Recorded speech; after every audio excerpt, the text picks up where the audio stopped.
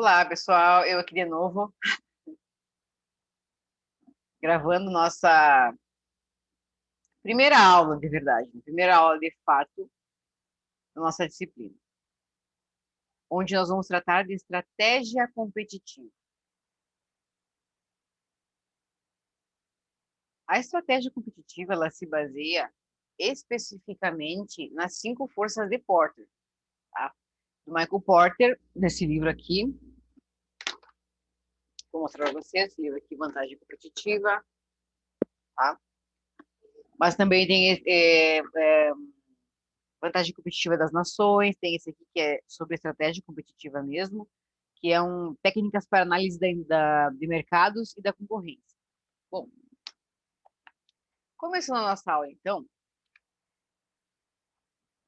eu vou tratar sobre alguns conceitos centrais que permeiam essa estratégia competitiva, para que nós possamos ter um entendimento de como ela funciona de fato e de como as famosas 5 forças de Porter, elas influenciam o mercado.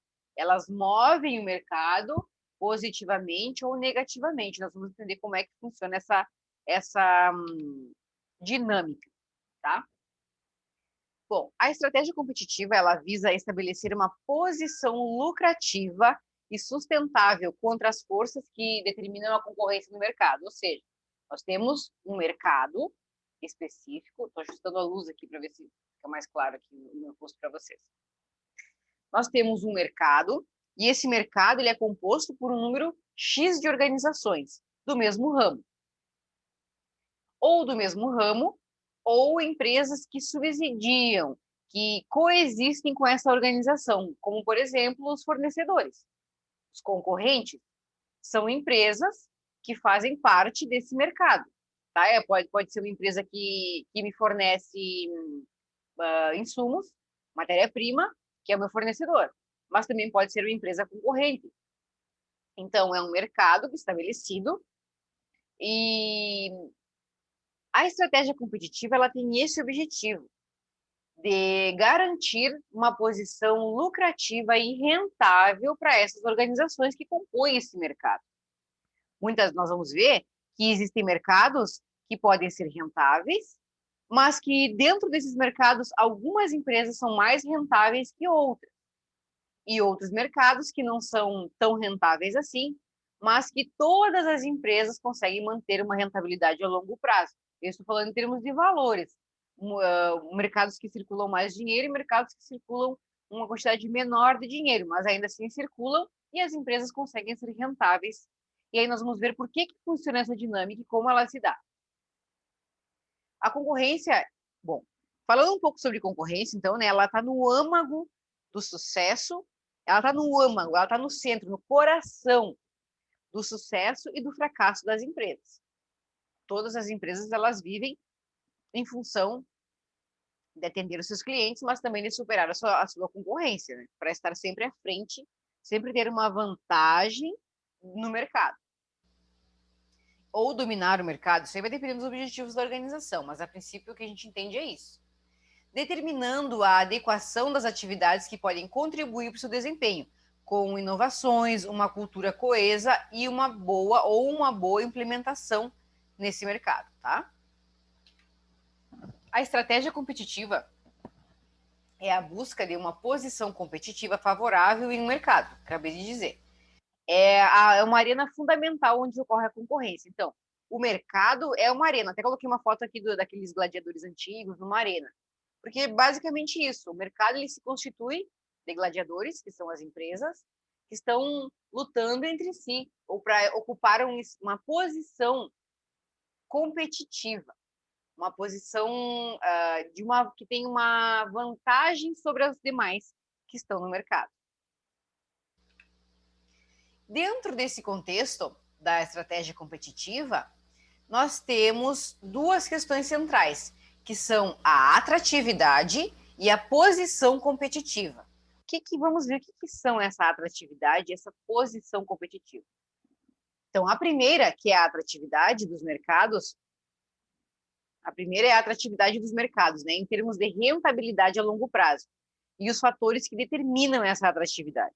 Bom, Então, dentro do mercado, eu tenho diversas empresas.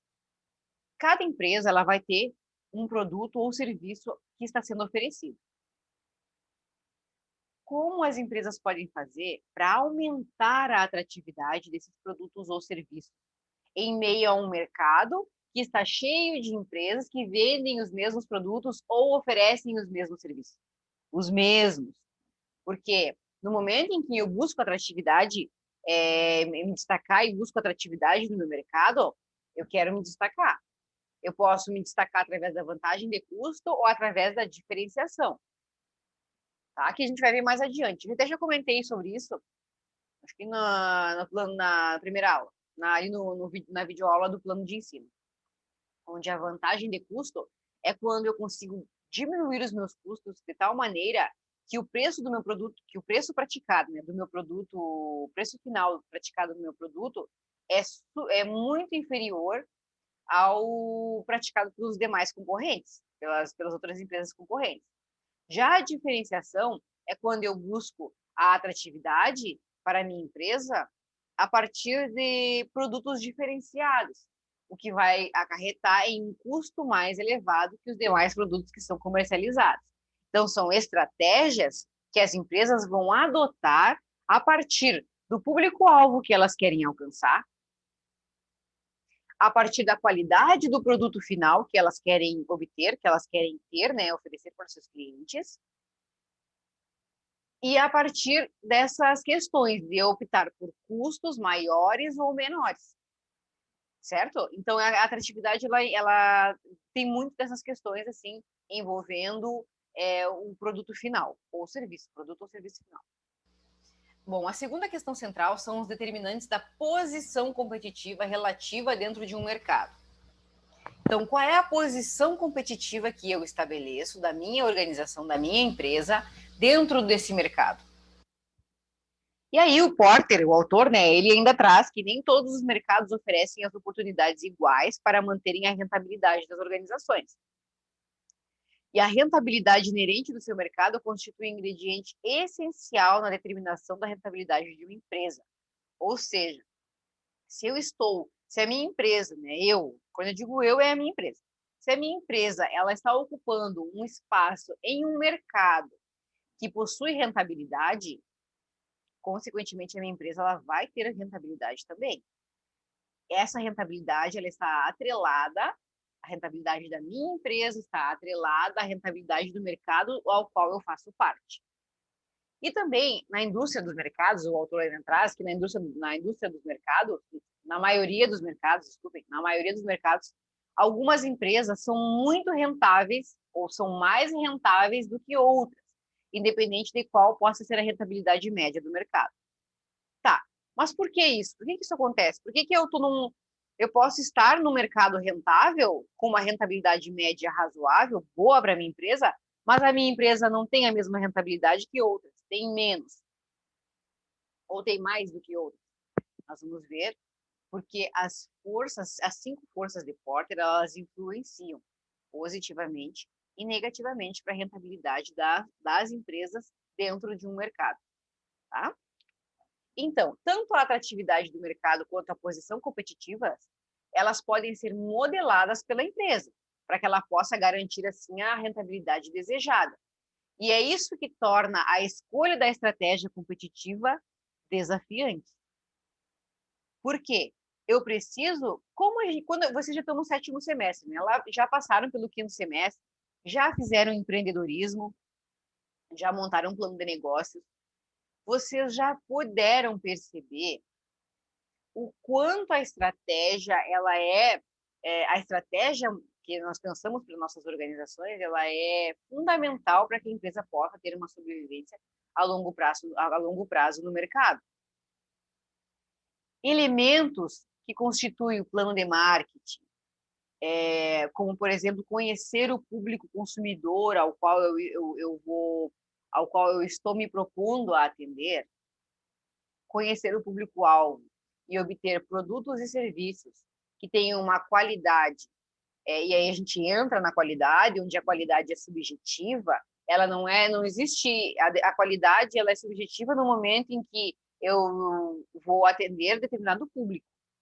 Então, a qualidade dos meus produtos ou serviços, eles vão se adequar a determinado público e ao determinado preço que eu estou praticando no meu produto, nos meus bens, né, nos meus produtos ou serviços. Então, eu preciso adequar todos esses itens, eu preciso adequar os custos da minha organização, e aí a gente entra em finanças, lá no plano financeiro, tem empreendedorismo, eu preciso adequar estes custos à qualidade do meu produto, ao preço final que eu quero praticar. Então, todos esses elementos, eles estão elencados, eles estão interligados. E isso está interligado para atingir o objetivo estratégico da minha organização. E aí vai entrar a estratégia competitiva, que é o mote, né, digamos assim, da nossa disciplina, que é a estratégia competitiva. Como eu posso fazer para manter a minha empresa rentável a longo prazo no mercado, dentro de um determinado mercado? E aí nós vamos ver a influência e como essas empresas, essas organizações, elas podem se modificar para atender essas exigências, as suas próprias exigências, né, de melhoria e de divisão de mercado. Dentro desse contexto, a gente tem a análise estrutural de mercados, né, das indústrias. Então, a gente tem as 5 forças de Porter, onde ele nos diz, né, que o primeiro determinante fundamental da rentabilidade de uma empresa é a atratividade de mercado. Nós já vimos ali, né, que são os 2 pontos centrais, a atratividade e a posição competitiva. A estratégia, ela deve surgir de uma compreensão das regras da concorrência que determinam a atratividade do mercado, ou seja, para eu elaborar uma estratégia competitiva para a minha empresa, eu preciso obrigatoriamente compreender as regras do mercado onde eu estou inserido. E o mercado onde eu estou inserido, ele compreende os meus fornecedores, os meus clientes e a minha concorrência. Eu preciso, para estabelecer as minhas estratégias e pensar em estratégias competitivas para que eu possa me destacar e obter uma vantagem dentro do mercado que eu estou ocupando, eu preciso conhecer as regras. Como se comporta esse mercado? Como se comporta a minha concorrência? E isso para ajudar vai ajudar a determinar a atratividade que tem esse mercado. O autor traz ainda que a meta final da estratégia competitiva é modificar essas regras em favor da empresa. Só um pouquinho, como eu posso modificar as regras a favor da empresa? Bom, eu vou utilizar fatores de diferenciação, vou utilizar vantagem de custo, eu vou tentar modificar a posição competitiva na qual eu estou para aumentar a minha rentabilidade. Como é que eu faço isso? Mexendo dentro da empresa, no meu produto, adequando meu produto ao meu público-alvo, adequando meu preço praticado ao meu mercado, analisando a concorrência, estabelecendo relações de qualidade de produto e serviço ao preço final praticado e ao público-alvo que é o objetivo, né, fim da minha empresa.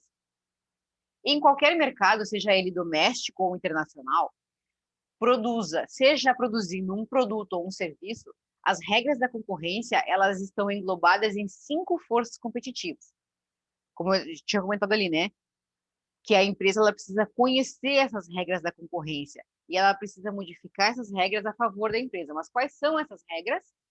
São as 5 forças competitivas de Porter, que são entrada de novos concorrentes, ameaça dos produtos substitutos, poder de negociação dos compradores, poder de negociação dos fornecedores e rivalidade entre concorrentes existentes.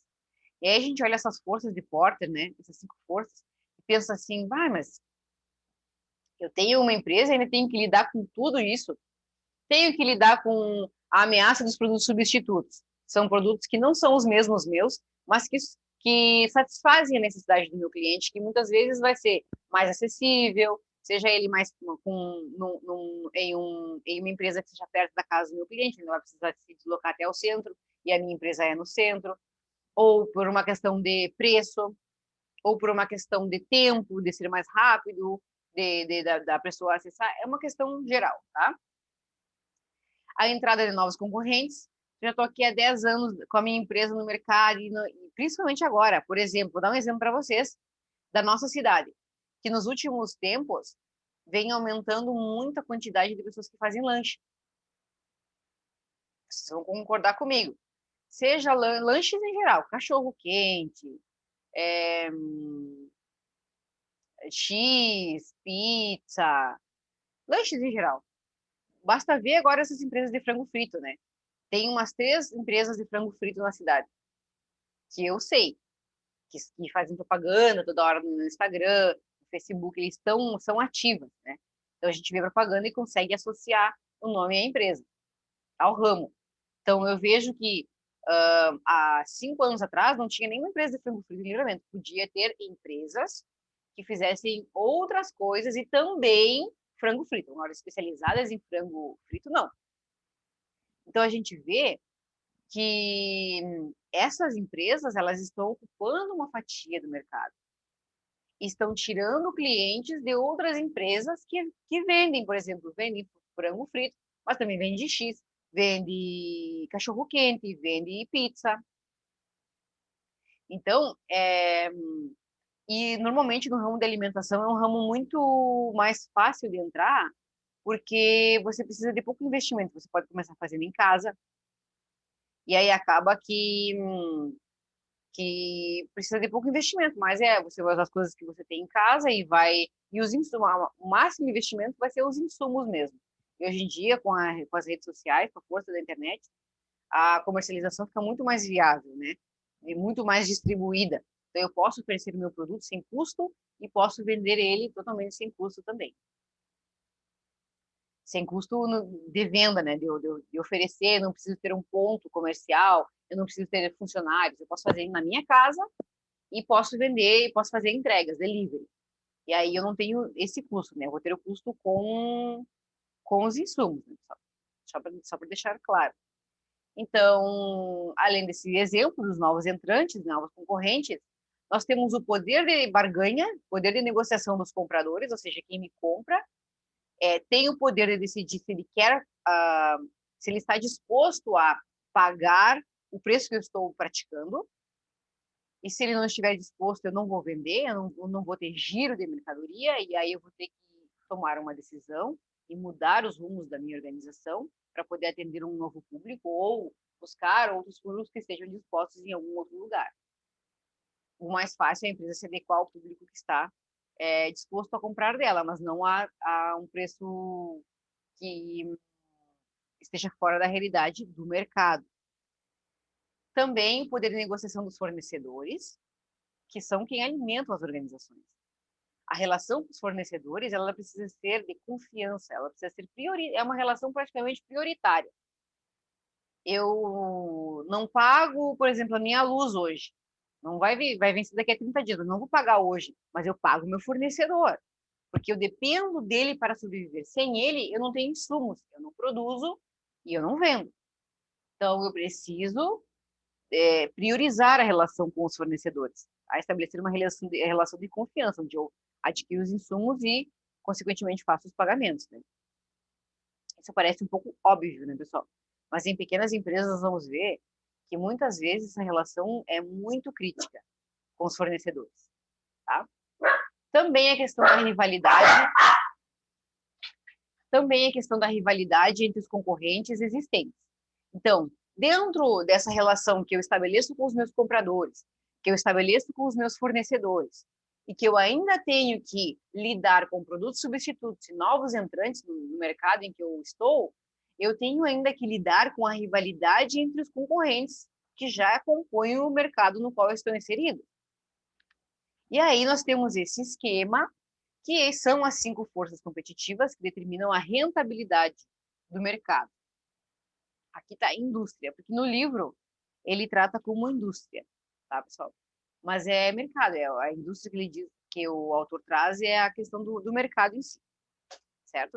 Eu troquei, estou falando como mercado, até para a gente não se confundir indústria e empresas, tá? Mas é mercado que compõe. Então nós temos aqui os entrantes potenciais, né? A ameaça dos novos entrantes, que são as novas empresas que estão surgindo e estão ingressando no mercado no qual eu estou, onde já existe uma concorrência estabelecida, tá? Aqui os concorrentes no mercado e essa rivalidade que existe entre todas as empresas que compõem esse mercado.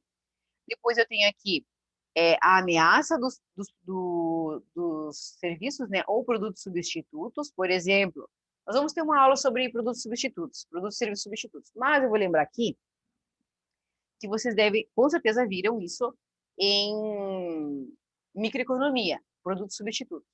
Por exemplo, produto substituto é aquele que eu posso substituir e que eu posso substituir em função, em detrimento de outro. Por exemplo, normalmente o brasileiro ele come arroz e feijão e uma mistura, né? Uma carne com molho, uma massa, uma mistura que a gente chama.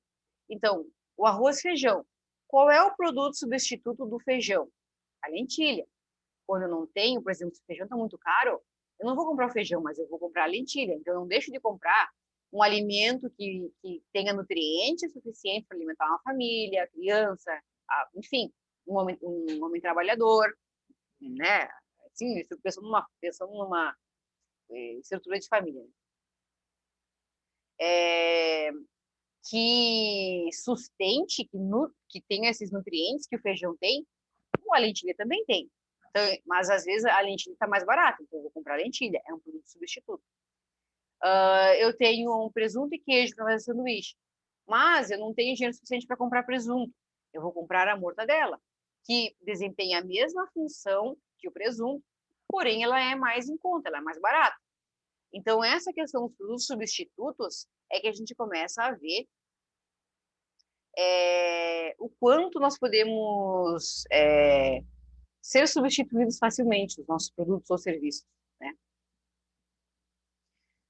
Bom, com relação aqui, então, aos compradores, nós temos o poder de negociação dos compradores, ou seja, as pessoas que vão determinar quanto elas estão dispostas a pagar pelo meu produto. Embora eu tenha um custo estabelecido. Eu tenho o custo de matéria-prima, eu tenho o custo de mão de obra, eu tenho custos, o CIF, né, que é custos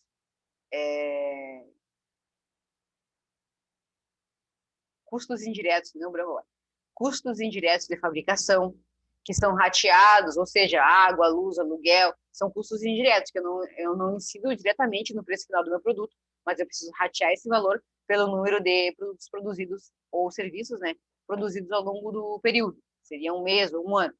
Então, esses valores, eles precisam incidir sobre o meu preço de venda, de venda do meu produto ou do meu serviço. E eu sei que eu tenho esses custos, mas os compradores é que vão determinar se eles estão dispostos a pagar X preço pelo meu produto. Porque tudo vai depender do mercado concorrencial que eu estou integrando. Vai depender do meu concorrente também. Porque se ele tiver um produto que não é a mesma coisa que o meu, mas é parecido, é um produto substituto, o meu comprador ele vai direto no substituto e não vai vir na minha empresa. Depois, os fornecedores, né, a questão do poder de negociação com os fornecedores para adquirir sempre o melhor preço, o preço mais razoável possível pela matéria-prima que eu quero adquirir. E também manter uma relação de confiança e de estabilidade, né, com esses fornecedores. Certo? Dentro dessa ideia de 5 forças competitivas, a gente pode afirmar que as 5 forças de Porter, elas determinam a habilidade de uma empresa em um mercado de obter taxas de retorno sobre investimentos superiores ao custo de capital. Ou seja, eu investi R$1.000, qual é a taxa de retorno que eu quero obter sobre esse investimento que eu fiz? Eu preciso analisar muito bem qual é a taxa que eu quero. E as 5 forças de Porter, elas me auxiliam a compreender o mercado ao qual eu estou inserido, qual é a ação dos meus concorrentes, como é que funciona essa rivalidade entre os meus concorrentes, e a partir disso eu posso, então, começar a inferir qual é a taxa de retorno que eu quero obter sobre os meus produtos vendidos. Além disso, nós temos a rentabilidade do mercado, Além disso, né, as 5 forças de Porter, elas determinam a rentabilidade do mercado, porque influencia nos preços, nos custos e no investimento necessário dessas empresas para participarem ou ingressarem no mercado. O vigor das 5 forças de Porter, ele varia. O que é o vigor? O vigor, o autor traz, é a força de cada item daqueles ali. É a força dos substitutos, é a força dos compradores, a força dos fornecedores e a força dos novos entrantes. Então, cada um desses itens, e também a rivalidade, né, que está entre as empresas, cada um desses itens exerce uma força sobre o mercado e exerce uma força sobre cada uma das empresas que compõem esse mercado. Essa força, ela vai variar de acordo com o posicionamento competitivo que essa empresa, com o qual essa empresa se apresenta no mercado, certo? Então, por isso que esse vigor, né, o vigor, a força de cada uma dessas forças desse Porter, ela já está dizendo, né, que são 5 forças, estou até sendo redundante aqui, mas por isso ele fala vigor, para não ficar a força das 5 forças, não. Então, o vigor, a pressão, a interferência de cada uma das forças de Porter, ela varia de mercado para mercado. Ou seja, suponhamos, no mercado farmacêutico não vai se comportar da mesma forma que o mercado da borracha, siderúrgico, como nós vamos ver nos exemplos a seguir ali. Por quê? Porque as empresas elas vão sentir o impacto maior ou menor das forças, ou igual, né? A gente vai ver como é que funciona. Podendo modificar-se à medida que o mercado evolui. E também o vigor das 5 forças de Porter ele varia porque é uma função da estrutura de mercado ou das características técnicas e econômicas desse mercado. Isso tudo vai interferir para que as forças de Porter elas se comportem de uma maneira positiva ou negativa, influenciem negativamente esse mercado. E aí aqui eu tenho os exemplos, ó. Por exemplo, na indústria farmacêutica e na indústria de refrigerante, são mercados em que as 5 forças competitivas de Porter elas são favoráveis, porque muitos concorrentes obtêm retornos atrativos, né? Muitos concorrentes teriam esse mercado de farmacêutico e de refrigerante. Eles obtêm retornos atrativos. As empresas como um todo que compõem esses mercados, todas elas obtêm retornos atrativos. Por quê? Porque as 5 forças, elas se comportam de maneira igual sobre cada uma das organizações e sobre o mercado. Já em mercados onde a pressão de uma ou mais forças é mais intensa do que outras, poucas empresas comandam, né, ou recebem retornos atrativos. Por exemplo, a indústria da borracha, a indústria siderúrgica e a indústria do videogame. Como assim? As empresas que compõem o mercado, né, o mercado ou a indústria, né, o mercado da borracha, algumas vão ser maiores, mais reconhecidas e vão obter maiores retornos ou vão ter uma maior rentabilidade do que outras. A mesma coisa acontece na indústria siderúrgica e na indústria dos videogames. Não é todo mundo que tem uma rentabilidade a longo prazo dentro dessas indústrias. E também não é todo mundo que possui retornos, aquela taxa de retorno lá que a gente comentou no slide anterior, que vai ter a mesma taxa de retorno. Não são todas as organizações. E embora todas elas componham o mesmo mercado. Então, aqui, nessa figura, eu trago os elementos da estrutura industrial. Esses elementos, na verdade, é a mesma figura, né, das 5 forças de Porter, mas aí ele traz ali os determinantes de cada força. Por exemplo, ali eu não vou ler tudo, tá, pessoal? Mas aí vocês podem depois olhar os slides com calma. Eu sempre disponibilizo os slides. Às vezes vocês podem entrar ali no Moodle e até se assustar um pouco. Parece que tem um monte de coisa, mas não é. É os slides e também a videoaula. Então, aí já são 2 arquivos que estão ali, né? Mas é da mesma coisa, tá? Então, ali, por exemplo, aqui na ameaça de novos entrantes, eu tenho aqui as barreiras de entrada. Então, nas barreiras de entrada... Peraí, pessoal.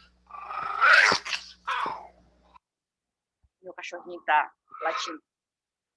Nas barreiras de entrada, eu tenho ali as economias de escala, tenho os determinantes, né, para esses novos entrantes terem uma força ou não dentro do mercado que eu estou analisando.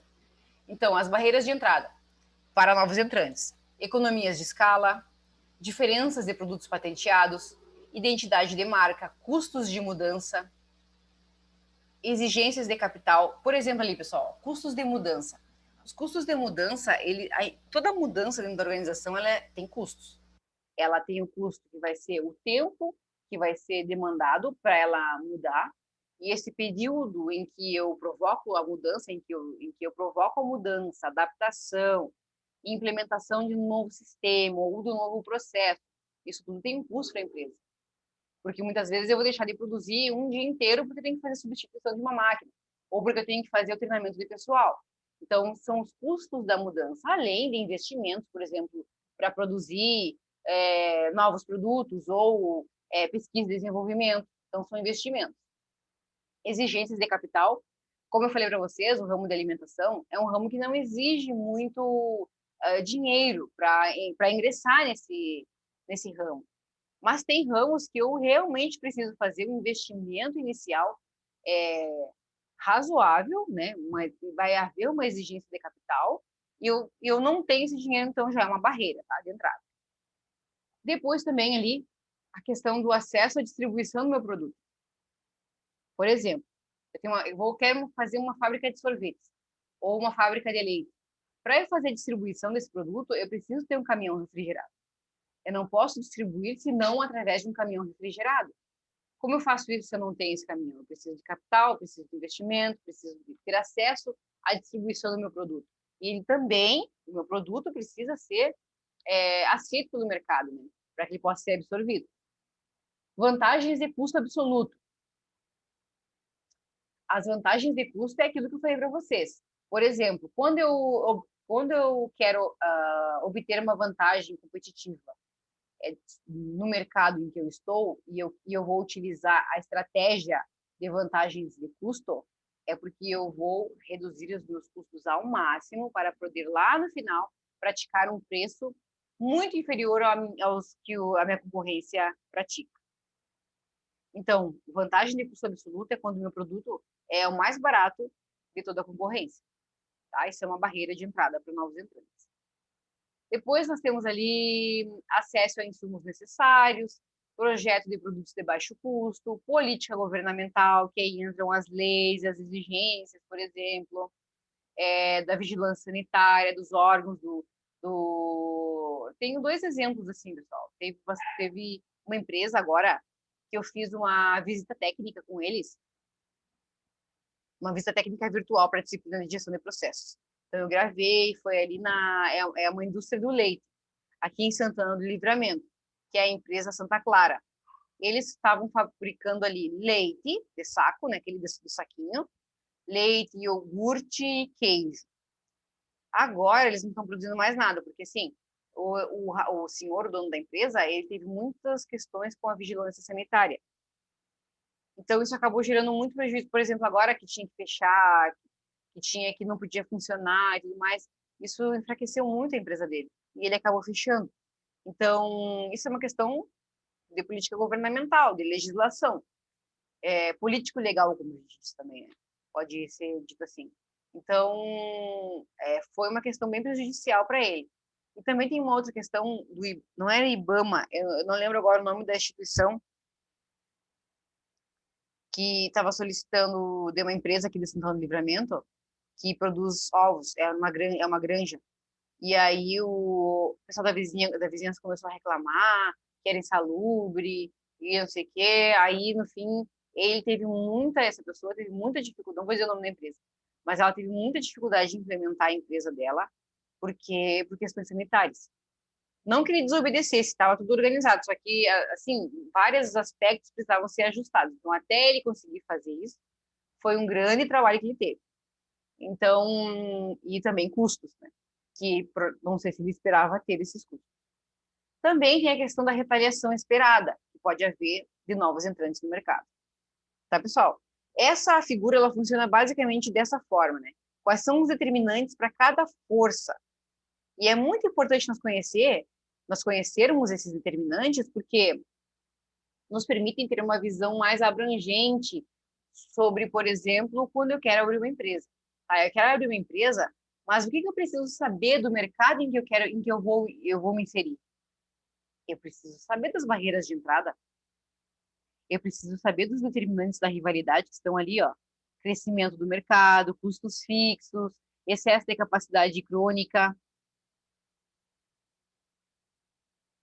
diferença de produtos, identidade de marca, custos de mudança, alguns não diferem. Barreiras de saída, porque muitas vezes, no Brasil principalmente, né, as pessoas comentam que é mais fácil abrir uma empresa do que fechar, porque os impostos para fechar uma empresa, meu Deus, são realmente bastante altos, dependendo do ramo em que eu vou montar a minha empresa.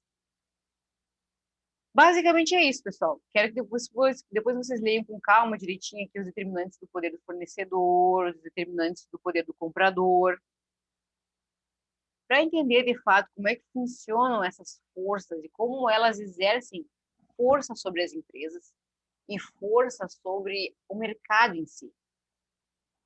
Tá? O mercado concorrencial, que é um conjunto de empresas que estão concorrendo ali uma com a outra.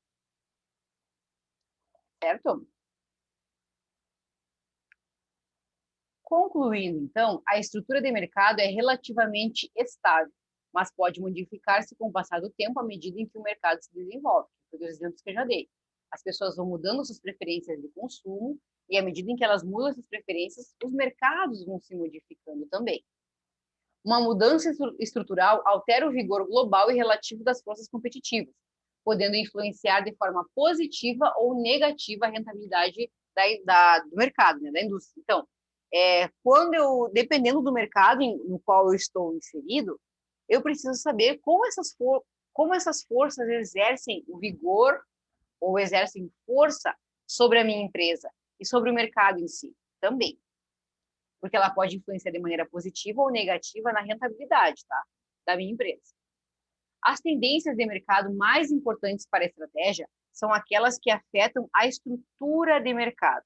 Ou seja, para que eu possa me estabelecer, para que a minha empresa ela possa ser rentável, eu preciso entender as regras, que são as 5 forças de Porter, as regras de mercado, né, as regras da concorrência, pois elas vão afetar o mercado em si. A rentabilidade do mercado e, consequentemente, a rentabilidade da minha empresa que compõe esse mercado. Certo, pessoal? É isso, tá? Eu me proponho sempre a fazer vídeos curtos, não aprofundar demais, para não ficar muito cansativo. Eu espero que não tenha ficado nenhuma dúvida. Se ficou alguma dúvida, pessoal, mandem mensagem no WhatsApp. Vocês têm meu número. Também não querem mandar mensagem no WhatsApp, mandem e-mail. Não querem mandar e-mail, escrevam ali mesmo a mensagem pelo próprio Moodle. Tá? A comunicação é a base fundamental para o ensino remoto. Não quero deixar vocês com dúvida, não quero que vocês tenham dificuldade. É um assunto bastante simples, vocês com certeza já viram as 5 forças de Porter em várias outras disciplinas. Mas aqui a gente tem um foco mais específico, né? Um foco mais agressivo, que é a competitividade das organizações. Entender como esses mercados eles se relacionam, como essas empresas elas se relacionam dentro de mercados, dentro de indústrias, como diz Porter, né? Mas dentro desses mercados, e como esses mercados eles se ajustam de acordo com o número de empresas, de acordo com a concorrência que existe entre essas empresas, de acordo com o poder de barganha dos fornecedores, o poder de barganha dos compradores, de acordo com os produtos substitutos e com os novos entrantes. Então, vamos fazer das 5 forças de Porter uma cultura, e uma cultura para o administrador compreender mercados. Então, para que eu possa compreender os mercados de fato, compreender as regras do jogo concorrencial, eu preciso entender as 5 forças de Porter. Certo, pessoal? Por hoje é só. Uma boa aula para vocês, bons estudos. Qualquer coisa é só me chamar. Até a próxima aula.